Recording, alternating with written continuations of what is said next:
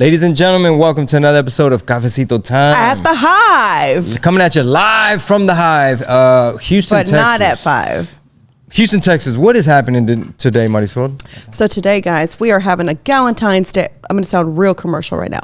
Valentine's Day event at the Hive, 2431 Rice Boulevard. Come shop local. No, seriously. We're having a Valentine's Day event here at the store from 4 to 7.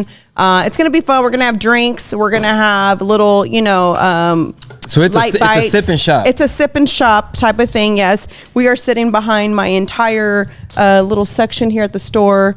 The girls is over there, so we might take y'all on a little tour in just a second. Yeah, the kids section over there, which are the girls, Penny and Sunny Kids. But today we're having an event here at the store from 4 to 7. We're really going to get it popping all day long, but the actual event is from 4 to 7. We're staying open an extra hour, and then we're having someone pop in, and they're going to be doing permanent jewelry. Awesome. So you can make it permanent with your gal pals. All the fellas in the Houston area, if you're trying to figure out what to get your lady, there is a store full of options.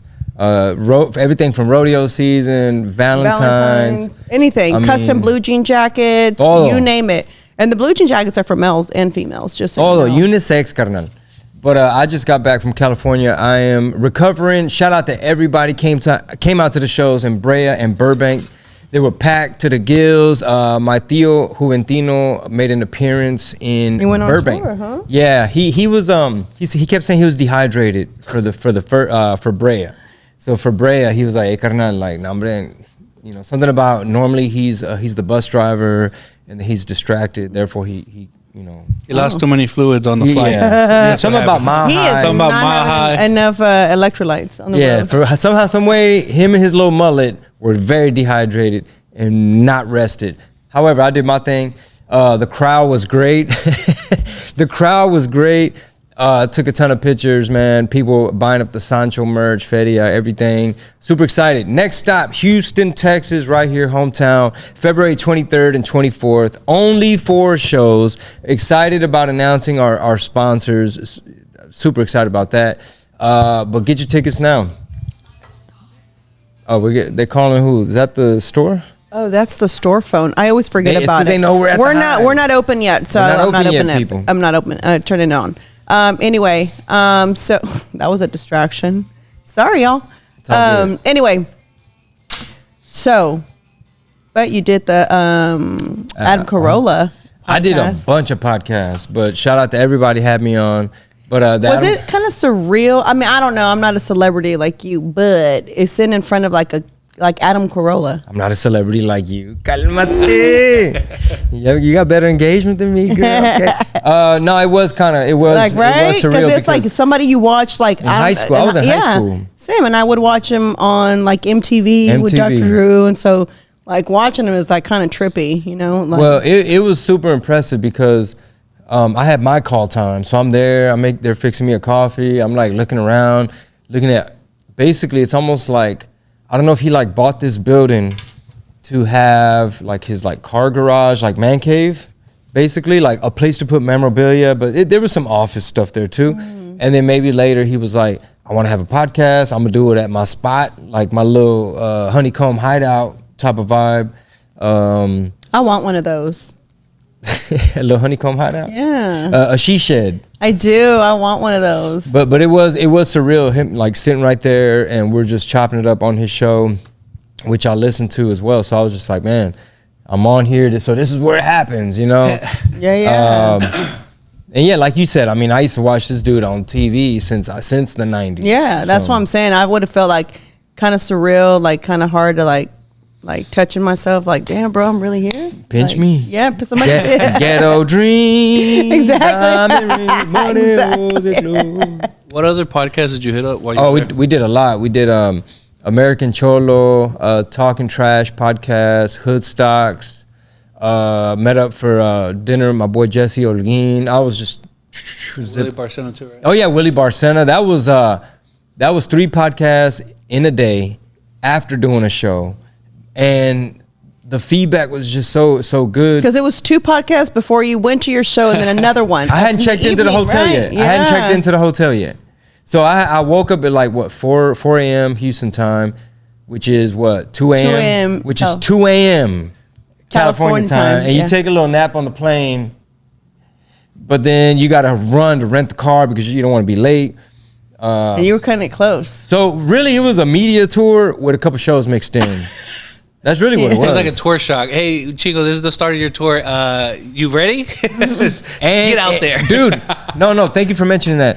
Not to mention that the 3 days leading up to this trip, we were working like all day. Like I really wasn't even seeing the kids that much. It'd be like dinner, or I'd see them at a class, or I'll drop them off at school, and then they might see me while they are getting tucked in or something. Yeah. Or I'll take a break for dinner and go back. Yeah. So there's a show tonight. We might go, work on some stuff because Houston's coming up.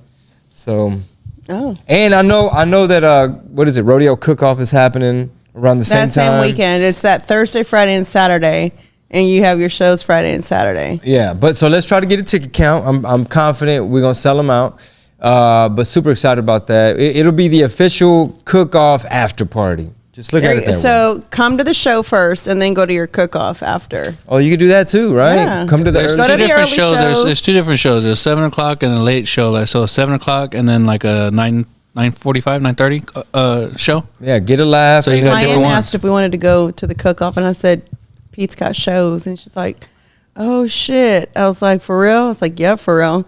She's like, well, damn, sucks you can't go. And I said, well, can y'all go on like, Thursday so I can go? unfriended. Exactly, right? She's like, sucks, you're gonna be stuck at a show. And I was like, well, can you go Thursday so we can all go? We can kick off. Like, that'd be kind of cool. You'd be like, I'll let you know how it tasted. No, Like, right, exactly. No, she was like, let me ask the rest of the people and see if they want to go Thursday. Right? So spread it out. Spread out the love, do both. But yeah, by the time I made it to Willie's podcast, which was like a long day, I was just still like just high off the energy of like being on stage. And of course in Brea, they let me know like, hey man, I thought Theo Hoover was gonna be here. But just the fact that they were excited and it was packed and they wanted, they wanted more. I was like, okay, we're off to a great start. So I was just at Willie's like just still hype. And just so you guys know, like this year's tour, I mean, if you guys have gone to the show last year, it's new jokes this year, and we also have Theo Hoover getting up there, and we got some other surprises for you guys. So and just that's come out. Kind of the cool part is, I mean, you may have 1 or 2 jokes from the last set, but they're like elaborated the following year, which helps like create new content, right? And I think everybody thinks that new material. And I think sometimes, like, at least for me, when I've in the past, like when I've gone to a George Lopez show, and then I went again like a couple of years later when he came back, and it was still the same material. Really? I was like, yeah. Years? Well, I don't know about years, but I know I saw him at the Toyota Center, and I had already heard some. And they might be just like classic jokes, almost like what's his name, Bert Kreischer. How everybody always wants to hear the machine. I guess it must have been something like that for him, where they wanted to hear his classic jokes, but I didn't want to hear them. I was like, well, I want to hear new stuff. Yeah, it's different for every comedian. Yeah, there's for sure. there's some that are like, oh, I'll put out a special in 2 years, so they're still working out that material, or they'll switch it around and maneuver it, and then they'll just put it out like later on, like 2 years. But there's a lot of comedians that are trying to put out 1 a year and stuff like that, so that's why they put out a lot more. Yeah, like Cat Williams, that's why he puts out a lot of different stuff, is because he's always cranking it out. That makes sense. There's different philosophies. Like the joke's never done anyway, or there might be something you set aside years ago, and it's like, oh, it's relevant again now. Let me revamp it a little bit. Yeah. So today's Galentine's Day, and then tomorrow's Valentine's Day. Okay. So all the gals. What are you doing for me for Valentine's Day? That's a surprise and a secret. Y'all, real true story, as cheesy as this is, and I know it's like so cliche, but actually Chingo proposed on Valentine's Day. Oh, no. So how about that? I know, right? How cliche was that? I was like, he's really proposing on Valentine's Day, huh? That's actually a smart move, because it's always like, I'll never forget. Even though I just proposal. Right, that's like perfect. Like, I'm like, yeah, it was Valentine's. It sure was. It sure was. Yeah, because other guys would be like, man, I want to propose to her at this time, and then they don't even remember the date. Like, would you get a trigger date? It's like, all right, Valentine's. I had to lock it in. It was Valentine's Day, and I was like, oh, I mean, we had already talked about it, but I didn't know it was going to happen on Valentine's Day. I was like, oh, that's different. And I was like, and my oldest daughter was there. She was there. She was crying. Oh my God! Oh my God! I was crying. Everybody was crying. Can you let that gentleman know we're not open yet? Okay, give me a second. Okay. Oh, they're dropping something off. But so yeah, pull up to the Hive. We're recording right here at the Hive, right here on Rice Boulevard in Rice Village. Galentine's Sip and Shop. All the ladies come. They got a whole bar right there. Okay, this is what is it? The store that pours. It's the store that pours. Come get your little buzz, get your retail on, your retail therapy. Kick it. It'd almost be like industry night too, because you know, there's gonna be like some photographer people and just different people. Cool backdrop. My sister made some balloon displays. Some badass balloons, y'all. I keep telling her she needs to do this for business, but she doesn't want to. So I get it. It's like it's her hobby, but she makes damn good balloons. Like it's so cute. I can't wait to set it all up. So make sure you keep people updated on your social media throughout the day. Yes, but the reason I brought up Valentine's Day is check this shit out, and I got to make it short because we got to open the store like here shortly. But Juan, I know you don't watch Netflix. I know you don't watch TV. Yeah. But I watched this damn crazy documentary called here we go. Store about to open. Oh snap. Love Story Killed. Can you hit us with like a hook right now? Okay. And then reverse engineer? All right. The stalker was actually the killer the whole time. Spoiler alert. Dun, dun, dun. Spoiler alert. You messed up. You got to put the labor on. No, that's how you be telling us to okay, do stuff. bad, No, you be telling us to say it like that. Because if not, she's going to say, so first the credits appear, right? And it's telling you like who directed it. Yeah, but you got to throw in a spoiler alert and then say, hey, that person died. I get All right, so check this out. I mean, that's the entire premise of it. Guy is married. He decides to get a divorce. He moves to where the kids are moving to. I was trying to spare you this part. This part's really hard to follow. Okay. It is hard to follow because it's confusing. It is because even it's like even when you're watching it, it's confusing because you're like, especially these days, you're like they. So you're like, because at first you're like, wait a second. So the girl number one that you went on a date with turned out to be the. It is true, right? No, I'm saying like, it's funny because he said they. It's like, yeah, how would you identify like somebody? Like if somebody was like, I identify as a they. There was 2 killers. Yeah. There was 3 killers. Hold up, no, it's just one person. Life. I just identify as a they. Hit you with double life. Yeah. But it was crazy because both of y'all solitary confinement. You are gonna go on the dating app, date one girl. This girl acts like, oh, this is just gonna be my little sex buddy, right? And then we're done. And then he starts going on and meets another girl on the dating app, and they're cool, like, what's up? No big deal. And then the girl number one that he went on a date with all of a sudden said, hey, I forgot some stuff in your apartment. And so he's like, oh shit, but I got somebody over right now. I got girl number 2 over. Girl number 1 this sounds like I'm telling y'all about my ex-marriage, like ex-wife number 1, Yeah. ex-wife number 2. Wait, hold on, Juan. Which ex-wife? This is the 3rd one. Exactly. I'm always confused, like, because he'll tell me a story. He's like, my ex-wife. Juan's on his 5th marriage. No, babe. When he tells me stories, and I'm like, he's like, oh yeah, because you know, one time with my ex-wife, it goes ex-wife number 3. I was like, oh shit, Juan. I ain't got 3. Hold on, yo, add it to the story. Might as well. Hard That's to keep what's up. coming next is ex-wife number 3. Look, I think a line is starting to form for Valentine. You know what? This is what we need to do from now on. Do the podcast here to get more people to come to the store. Right, like, damn, they're all up in here. They're like, oh, look, they somebody. All of a sudden. I mean, I'm not going to lie. All of a sudden, the phone's ringing. Listen, no, but I'm not going to lie. Because of this little cafe next door, because it's always so packed this early in the morning, immediately, like, I'll sometimes show up at 10:50. We don't open till 11, and I already have women out there waiting to get into the store because there's some people like stay-at-home moms. It's like this is their like hours to like get shit done before the kids get home from school. So they'll be out there waiting, like, hey, what's up? I gotta go. You know, y'all maybe need to readjust the time frames because this probably be your busiest. You miss time. out a whole hour worth of. Probably get like start to open the store like 6 o'clock or something. As you can see, she is a jewelry expert. What's the address again? On Rice. 2431 Rice Boulevard. The Hive. Boulevard. Boulevard. Yeah, pull up. If you've been curious and never pulled up, today would be a great day because it's gonna be like a little party. And I think y'all would really enjoy it. And y'all, and if you got boyfriends and husbands, they get some stuff too, right? So we have a couch here for the guys. Y'all can sit and drink while we shop. Vodka, so tequila. we have everything for y'all. That's exactly what we do. That's why we are the store that pours. The store that. And men, if you're shopping for your Valentines and you're like, man, I need a store that caters to men to help me find this is the store. Yeah, this is the store. for sure.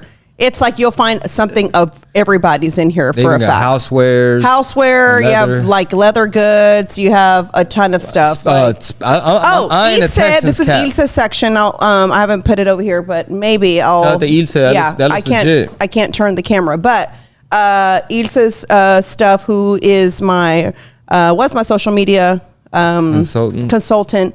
Mine too for a little. Yeah, she still is. She's still my dog. That's my girl. And so she's in the store now. So I'm super excited for her because she's got a ton of cool stuff that she's now starting to bring. And hey, we also got some little knockoff Uggs. If anybody, why you got to talk about my shoes, Chingo? What are they really called? But it's like Ugg style. Snugs. They're called her Uggs. Her Uggs. Her Uggs. That's what it is. Her Uggs. Hugs, because they hug your feet. There you go. Hug your feet. Her Uggs. So you're about to open up? So we're about to open up. Yes, actually, right now. I got to go finish prepping for Houston Improv, February 23rd, 24th. I think Juan's going to ride with me. We got to make sure the merch is ready. We're working on a bunch of stuff today to make sure that the whole tour, that way we can get all that stuff out the way. And then we can just focus on giving y'all more content, more podcasts, more funny. Can I tell you that someone DM'd me, y'all, and they said that y'all need some estrogen on RPT and what did he say? We're about to start doing something else. So anybody that's listening to this and thinking about it, we're going to start bringing back the what did he said. And then the RPT, you're gonna have to subscribe to the Patreon only to get all the RPTs. So we can give really give y'all exactly what you want for the RPTs, and we're really just gonna go. We're not having a tap what did he say is gonna be like just like algorithms. So you have to have me on one of those podcasts because I took a halt. I took a little break from my podcast. It was too much, y'all. I expanded at the store. Which is not a bad thing, right? It's a good thing. It's a very good thing. My wife has a lot on her plate. But I just had too much, and one of them had to go, and that was my wife is like classroom mom for all the babies, and it's a lot. So and I volunteer, and she volunteers, and which I missed today because of my event, but it's all good. And she's booking a bunch of cities for my tour, so that's under construction. And then I got to book my own pop-ups. Yes. So as you can see. It's a whole lot going on. It's a lot going on. So, all right, we'll leave you guys with that. Appreciate you so much. Follow February 23rd and 24th. I'll be at the Houston Improv. Y'all pull up. It's going to be a whole bunch of fun. I cannot wait. Official cook-off, pre-party, and after party. Bye. Peace out.